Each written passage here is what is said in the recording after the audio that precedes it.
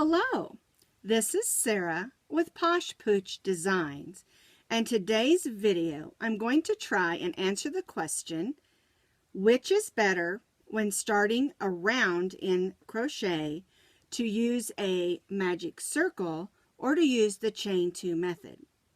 Now, when I was first learning to crochet many years ago, I learned 3 different ways of starting a circle when I'm going to do crochet in the round. One way was to chain 5 and form a circle out of that chain 5. Another way was called the starting circle or the starting ring, which has been now called the magic circle or magic ring. And then the last way is the chain 2 method. Now I'm going to show you all 3 methods.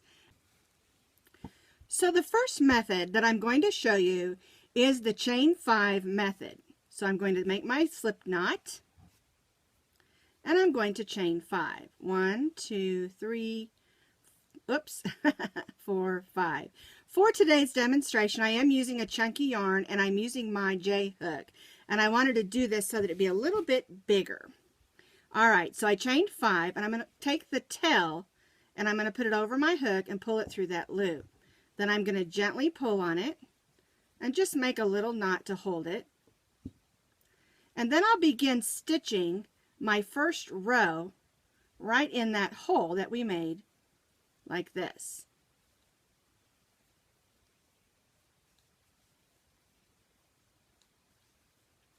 Now this method works great for doing granny squares, Afghan squares, things like that. Maybe the bottom of handbags or something like that.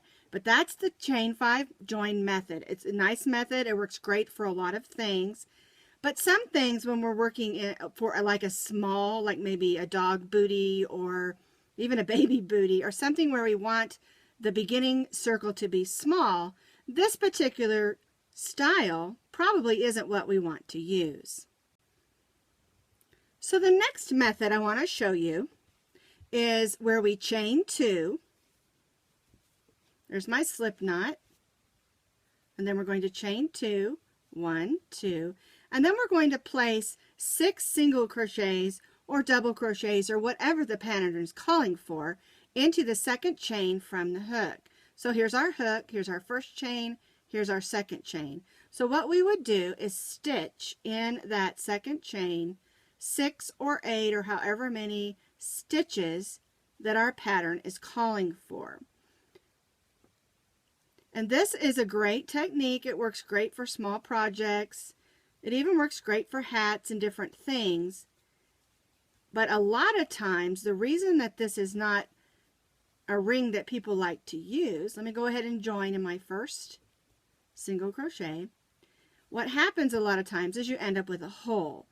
And you can fix the hole. You just turn it over, take your needle.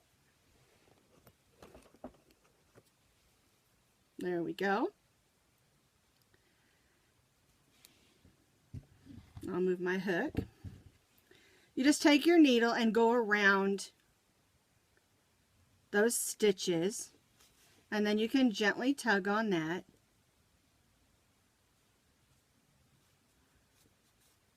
And close up that hole. It's a great way to take care of it. You're going to have to work in your piece of yarn anyway, weave it in under anyway, so it will help you to close up that hole. But it adds an extra step. It does look nice and neat. It is a great way to do it. And I use this on a lot of my patterns. So that's what I call the chain 2 method.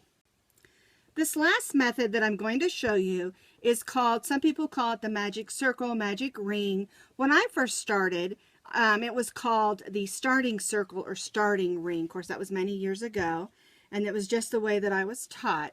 And what I do is you have a tail of yarn, and you have your working yarn. I'll put that over there. And you're going to make a loop, just like this. And you want your tail of yarn over here, and you want your working yarn over here. And the way I was taught is your cross part is at the top. You take your hook and you go right in and you pull a loop up just like that. I hold it with that hand and I put a loop over my hook and I pull it through. And now make sure that you give yourself a long enough tail because we're going to be stitching over this tail. So here's our loop. Our project is calling for 6 single crochets. So we're going to go right in that loop that we made and stitch our single crochets. 1, 2, 3, 4, 5, and 6.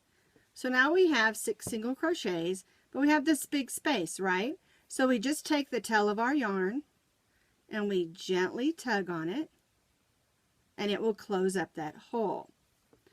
And then we just join to our first single crochet, and this works for double crochet, triple, half double.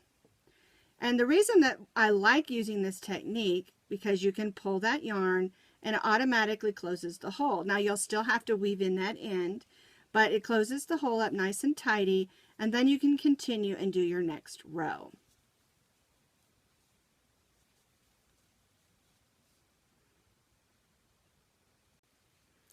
So we talked about all 3 methods of beginning crochet in a circle.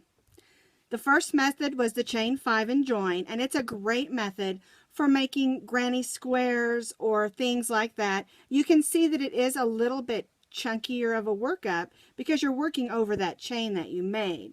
And it is a great method, like I said, for granny squares and octagons and things like that, where you want to start that way, and it doesn't matter if there's a hole in the center. The chain 2 method and the magic circle or magic magic circle or magic ring, and like I said, I was taught that it was a starting ring or starting circle. These are both interchangeable, and for the most part it's up to you what you like better. Some people do find that the magic ring is a little clumsy. So what I suggest is you sit down with your favorite hook and some yarn and just practice, because really it is great to be able to just pull that string and have it come in. But they're both great methods. All 3 are great methods. And so I hope this answered your question. Which one's better? It pretty much just depends on you.